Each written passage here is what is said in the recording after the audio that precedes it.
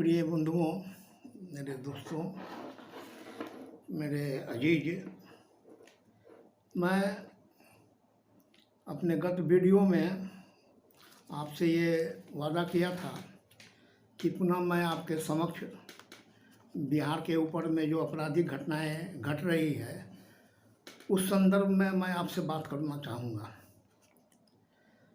और आज मैं गोपालगंज की जो घटनाएं घटी है, गोपालगंज के रूपनचक गांव जो गोलियों की गड़गड़ाहट से थर्रा गई और उस गांव के जेपी यादव के माता पिता एवं उनके एक भाई की गोलियों के गड़गड़ाहट में उनको जान से हाथ धोना पड़ा।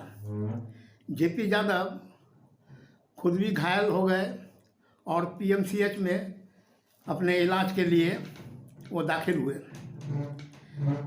ये घटना को अंजाम देने का आरोप कुचायकोट के जदयू विधायक अमरेंद्र पांडे और उनके भाई सतीश पांडे के ऊपर में लगा। अब ये घटनाएं तो घटी और इस घटना के 2 दिन बाद जेपी यादव के गुर्गों ने कुचायकोट के विधायक के करीबी माने जाने वाले शशिकांत तिवारी को हथुआ थाना क्षेत्र के रईपुरा गांव में गोली मारकर हत्या कर दिया। तो एक हत्या हुई, हत्या के बाद ये जो हत्या हुई और शशिकांत तिवारी को मारने वाले जो लोग थे उन्होंने कहा कि ये जेपी यादव के घर पर जो हत्याकांड किया गया है ये उसका बदला है, जैसा कहा जाता है। ये 2 घटनाएं घटी, यानी कि 72 घंटे के अंदर में गोपालगंज में 4 हत्याएं का साक्षी गोपालगंज बना। और इस घटना के घटने के बाद हमारे प्रतिपक्ष के जो नेता हैं माननीय तेजस्वी यादव जी, उन्हें ऐसा लगा कि उनका आधार वोट पर ये हमला हुआ है और अपने कानून की व्यवस्था को से इस घटना को जोड़कर उन्होंने आंदोलन तक करने की धमकी दिया। सिर्फ इतना ही नहीं, घटना के बाद हमारे प्रतिपक्ष के नेता अपने शिष्टमंडल के साथ बिहार के गवर्नर फागू चौहान से भी उनका साक्षात्कार हुआ और अपने साक्षात्कार में उन्होंने एक ज्ञापन सौंपा और राज्यपाल से मांग किया कि ये जो घटनाएं घटी है इसकी सीबीआई की इंक्वायरी की जांच की जाए। इसके बाद उन्होंने आज का ही तारीख मुकर्रर किया था अपने तमाम विधायकों और विधान पार्षदों के साथ गोपालगंज में आंदोलन करने की, मगर दुर्भाग्यवश कोरोना संक्रमण के कारण जो है उनको इसकी अनुमति नहीं मिली और वो गोपालगंज अपने कुनबों के साथ नहीं जाने सके।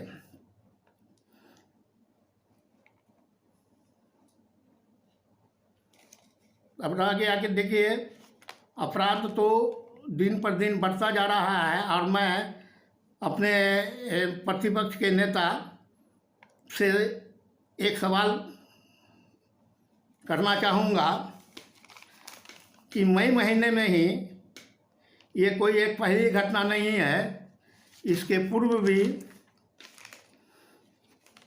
बिहार में कुछ घटनाएं घटी हैं जिन पर हमारे प्रतिपक्ष के नेता के द्वारा किसी भी तरह का कोई प्रतिवाद नहीं किया गया है।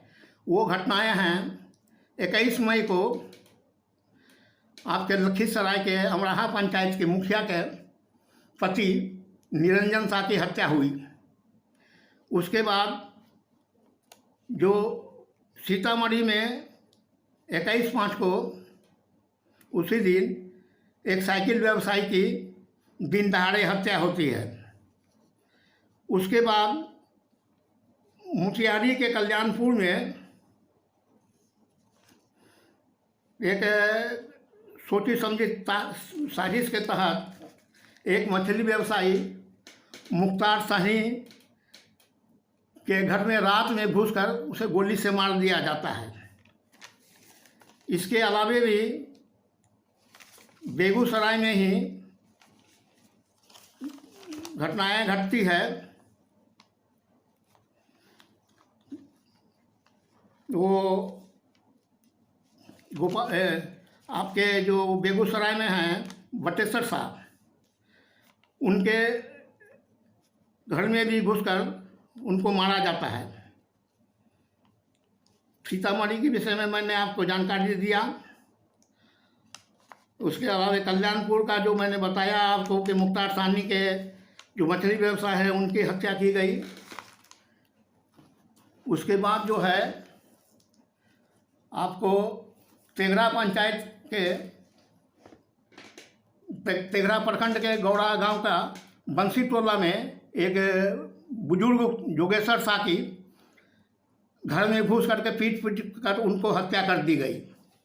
उसके अलावे भी जो है उसी बेगूसराय में ही आपको भाजपा के युवा मोर्चा के एक महामंत्री धीरज भारद्वाज की हत्या की गई। इन हत्याओं का वर्णन करना मेरे लिए इसीलिए मैं आवश्यक समझा कि आप जो प्रतिपक्ष के नेता हैं माननीय तेजस्वी यादव जी, क्या ये घटना के विरुद्ध आपको आवाज़ उठानी नहीं चाहिए? क्या ये बाहर के लोग हैं? क्या आप सिर्फ एक खास समुदाय के ही नेता हैं? और ऐसा तो लग रहा है कि आपके आधारभूत पर ये जो हमला हुआ गोपालगंज का रूपनचक गांव में, आपने इसको अपने आधारभूत पर हमला समझा और इस हमले को आपने कानून व्यवस्था से जोड़कर आप बिहार सरकार पर आंदोलन के मूड में आप आए। प्रतिवाद होना ही चाहिए, चाहे घटना किसी की भी घटे, वो बहुत ही दुखद बात होती है। मैं इस घटनाओं के घोर निंदा भी करता हूँ और मृतक के परिवार से अपनी संवेदना भी रखता हूँ। मैं सिर्फ इतना कहना चाहूँगा आप प्रतिपक्ष के नेता को कि आप अगर नेतृत्व करना चाहते हैं तो आपको बिहार के तमाम जातिवादी व्यवस्था से ऊपर उठ करके आपको नेतृत्व करना होगा, तब आप कहीं अपने राजनीतिक क्षेत्र में सफलता प्राप्त करने के कगार पर पहुंचेंगे। अन्यथा लोग आपको यही समझेंगे कि आपने जेपी यादव, चूँकि यादव हैं और आप भी दुर्भाग्यवश यादव हैं, और इसके ऊपर में आपने कहाँ से कहाँ तक बिहार के राज्यपाल तक ने आपने उनसे मिला, अपने शिष्टमंडलों के साथ आपने ये भी डिमांड किया कि सीबीआई इंक्वायरी होनी चाहिए, और जितनी भी घटनाएं घटती है उन घटनाओं के ऊपर में आपका भी एक भी कमेंट, एक भी प्रतिक्रिया लोगों के नज़र में नहीं आई है। एक बात इस संदर्भ में मैं बता देना चाहता हूँ कि ये जो घटना गोपालगंज की घटी, उसके ठीक 2 दिन के बाद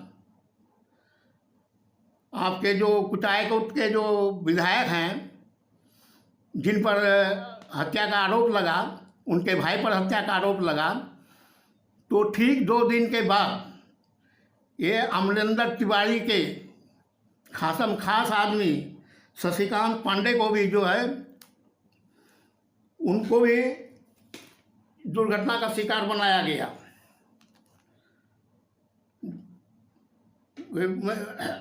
शशिकांत तिवारी की भी हत्या जो है हथुआ थाना क्षेत्र के रेपुरा गांव में गोली मारकर कर दी गई थी।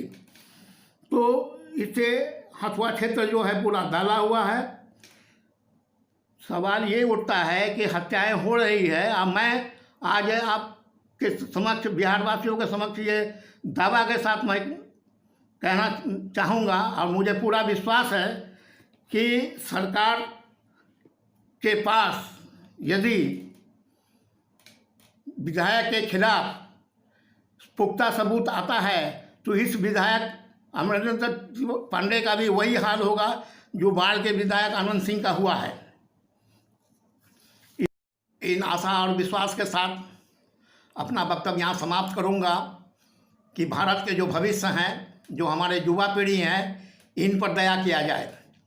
ये परिस्थिति बहुत ही संक्रमण की स्थिति से गुजर रहा है देश। इससे निपटने के लिए आप लोगों का जो प्रयास हो रहा है बहुत ही सराहनीय प्रयास है, और थोड़ी बहुत कहीं भी अगर त्रुटियां हैं तो इस पर भी प्रशासन को नज़र रखना पड़ेगा। मैं बार बार कहता हूं कि दुर्भिक्ष के समय में सेवा करने वाले की अपनी एक जमात होती है और लूटने वाले की एक जमात होती है। लूट करने वाले वो लूट करने से बाज नहीं आएंगे, तो इस पर भी आपको अपनी निगरानी रखनी पड़ेगी ताकि गरीब और मजलूमों को, जो मजदूरी करने वाले लोग हैं, जो राशन होल्डर है, गरीबी की रेखा के नीचे जीवन यापन करने वाले लोग हैं, उन तक उनका हक पहुँचे। और आपने नौकरशाहों को आप सतर्क कर दें कि अपनी भागीदारी उसे गलत लोगों के साथ नहीं निभावें, नहीं तो इसका अंजाम आज नहीं कल आपको भोगना पड़ेगा। इन्हीं तमाम वक्तव्यों के साथ मैं अपना वक्तव्य समाप्त करता हूँ। जय हिंद, जय बिहार।